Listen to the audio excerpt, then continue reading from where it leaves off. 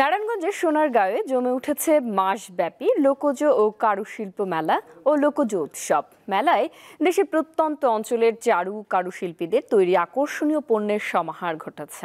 এছাড়া দৃষ্টিনন্দন ঐতিহাসিক বড় সর্দার বাড়ি দর্শনার্থীদের মুগ্ধ করছে। অনুপম স্থাপত্যশৈলী ও প্রাকৃতিক সৌন্দর্যের নান্দনিক ও নৈসর্গিক পরিবেশে ঘেরা বাংলার প্রাচীন রাজধানী সোনারগাঁও। এখানেই চলছে মাসব্যাপী লোক ও কারুশিল্প মেলা ও লোকজ উৎসব। মেলায় রয়েছে কারুশিল্পের কারুকাজ, হাতি, ঘোড়া ও পুতুলের বর্ণালী বাহারি পণ্য, রয়েছে তামাকাশা ও পিতলের শৌখিন সামগ্রী, সোনারগাঁওয়ের জামদানি, শখের হাড়ি, মণিপুরি তাঁত ও রংপুরের শতরঞ্জি শিল্প।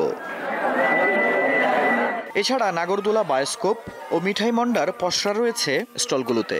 এবারের উৎসবে অন্তত 17 জেলার 64 জন কারুশিল্পী অংশ নিয়েছেন। আমরা এই রিক্সা পেইন্টিংটা ধরে রাখার জন্য আমরা সরকারের সহযোগিতা কামনা করছি। এই মৃৎশিল্পটাই ধ্বংসমুখী।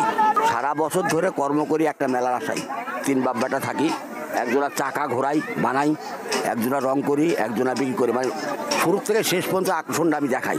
মাসব্যাপী উৎসবে লোকজ মঞ্চে পালাক্রমে বাউল গান, পালা গান, ভাওয়াইয়া ভাটিয়ালি গান, জারিসারি গানসহ ক্ষুদ্র নৃগোষ্ঠীর সাংস্কৃতিক অনুষ্ঠান পরিবেশন করা হচ্ছে। এই শিল্পটাকে মানুষের দোরগোড়ায় পৌঁছে দেওয়ার জন্য এই ধরনের মেলার আয়োজন এটি অত্যন্ত গুরুত্বপূর্ণ একটি কাজ। বাচ্চাদের সঙ্গে করে নিয়ে আসি আমাদের লোকজ কালচার, ঐতিহ্য জানার জন্য। এই মেলায় আমি নাগরদোলায় উঠছি, অনেক জিনিস করছি। প্রায় 2 লক্ষাধিক দেশি বিদেশি দর্শনার্থীর মেলায় আগমন ঘটবে বলে প্রত্যাশা করা হচ্ছে। দর্শনার্থীদের জন্য পর্যাপ্ত নিরাপত্তা ব্যবস্থা গ্রহণ করা হয়েছে বলে জানান সংশ্লিষ্টরা। আমরা মেলা একটা মনিটরিং টিম দেখেছি। মেলা যাতে একটা হচ্ছে শুধু সঠিক কারুপণ্যটি যাতে বিক্রি হয়, কারুপণ্য নামে কোনো বারোয়ারি পণ্য যাতে বিক্রি না হয়, পাশাপাশি যাতে নির্দিষ্ট দামে বিক্রি হয়, অধিক দামে যাতে পণ্য বিক্রি না করে যারা আসে তাদের ভোগান্তির শিকার না করে। প্রতিদিন সকাল 10টা থেকে রাত 8টা পর্যন্ত দর্শনার্থীদের জন্য মেলা উন্মুক্ত থাকছে। চলবে আগামী 16 ফেব্রুয়ারি পর্যন্ত। দীপ্ত বার্তা কক্ষ।